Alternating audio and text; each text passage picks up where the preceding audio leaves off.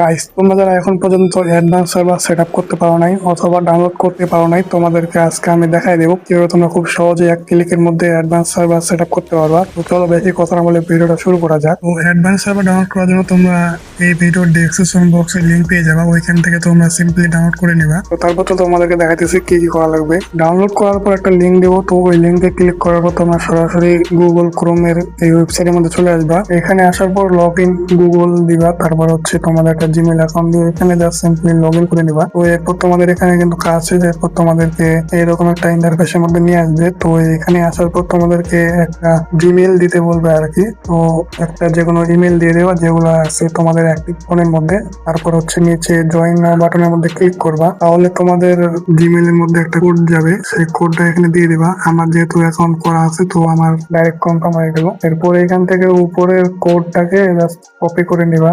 এখান থেকে ডাউনলোড করলে হচ্ছে তোমরা ডাউনলোড করতে পারবে না আর কি, মানে গুগল থেকে ডাউনলোড করতে গেলে একটু ঝামেলা হবে, অথবা চাইলে তোমরা ডাউনলোড করতে পারো, দেখতে পারো। তো আমি দেখছিলাম আর কি, এখান থেকে ডাউনলোড হয় না, ঝামেলা হচ্ছে ডাউনলোড। এরপর তোমরা সরাসরি একদম সার্ভারটার মধ্যে ঢুকে পড়বা, ঢুকে পড়ার পরে ওখানে একটা গেস্ট আইডি খুলে নিবা। তারপর ওইখানে যে কোডটা কপি করলো ওই কোডটা যদি চায় এখানে তাহলে ওইখানে দিবা, যদি না চায় তাহলে দেওয়ার দরকার নাই। আমার ক্ষেত্রে কোডটা আমার কাছে চাই নাই, তোমাদের ক্ষেত্রে চাইলে দিবা, আর যদি না চায় তাহলে দেওয়ার দরকার নাই। তো আই হোপ তোমরা বুঝে গেছো কিভাবে তোমরা সেট আপ করবা।